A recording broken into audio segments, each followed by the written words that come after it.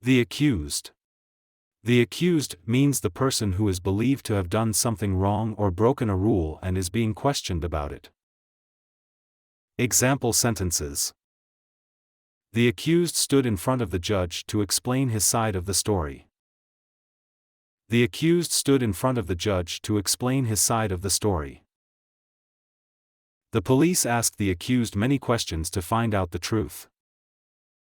The police asked the accused many questions to find out the truth.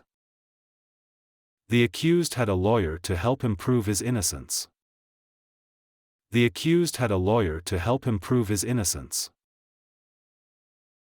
People were curious to know if the accused was really guilty or not.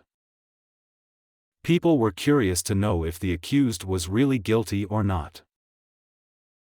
The court listened carefully to both the victim and the accused before deciding.